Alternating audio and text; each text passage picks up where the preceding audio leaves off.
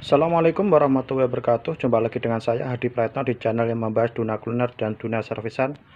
Nah, di depan teman-teman ini ada kulkas Toshiba Glacio ya. Ini kasusnya tidak dingin ya. Nah, kira-kira penyebab kulkas ini tidak dingin itu apa ya? Nah, ini kita cari tahu sama-sama ya teman-teman ya. Oke. Pertama-tama, langkah sederhana yang perlu teman-teman lakukan ketika mendapati kasus kulkas tidak dingin, ini kita buka dulu ya. Selanjutnya teman-teman cari atau lihat posisi pengaturan suhu ya, apakah dia berada di posisi warm, normal atau cool ya. Terkadang customer kita memutar-mutar itu tapi lupa membalikannya ya. Ini berarti dia posisi normal. Ini berarti untuk jalur termostat ini tidak ada masalah. Selanjutnya kita kembali ke belakang ya, belakang kulkas untuk melakukan pengecekan selanjutnya. Nah, pada tahap ini kita membutuhkan alat khusus namanya tang ampere ya. Kenapa menggunakan tang ampere? Karena dengan tang ampere kita bisa mengetahui apakah kondisi mesin ini bekerja atau enggak. Kita juga bisa mengetahui apakah mesin ini macet pistonnya atau enggak. Itu kita bisa menggunakan tang ampere ya.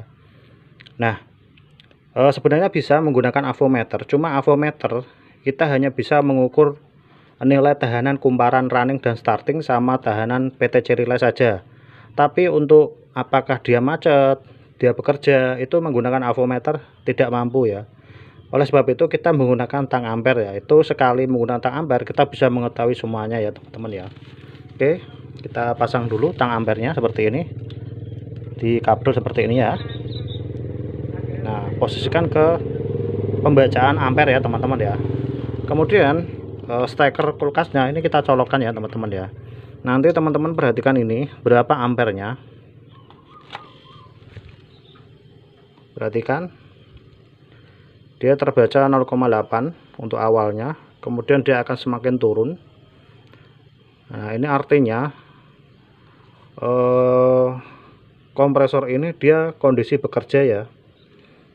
Nah, kalau dia nggak bekerja atau piston macet, dia ampernya untuk kulkas satu pintu itu bisa sampai 3 ampere, 4 ampere, bahkan 10 ampere. Itu artinya satu kompresor tidak bekerja atau pistonnya macet ya. Tapi kalau 0,7 seperti ini bisa dipastikan untuk kompresornya bekerja. Tapi kenapa nggak dingin? Nah, ini akan kita lanjut ke langkah selanjutnya ya. Nah, saat dalam kondisi kompresor ini bekerja, langkah selanjutnya teman-teman coba pegang pada pipa tekan ini ya. Kalau dia normal, dia harusnya panas ya teman-teman ya. Dia harusnya panas. Kalau di sini dingin atau hangat, itu berarti dia tidak normal ya. Kenapa? Kalau di sini dingin atau tidak hangat sama sekali, itu ada beberapa kemungkinan teman-teman ya. Kemungkinan pertama, ada kebuntuan di jalur sirkulasi freon. Kemungkinan kedua, ada kebocoran freon. Kemungkinan ketiga, kemampuan kompresor ini sudah lemah kekuatan tekannya ya teman-teman ya. Nah, itu ada 3 kemungkinan. Nah, untuk mengetahuinya itu nanti ini kita potong, kita lepas mesinnya dari mesinnya ini dari unit kulkas, kemudian kita lakukan tes terpisah ya.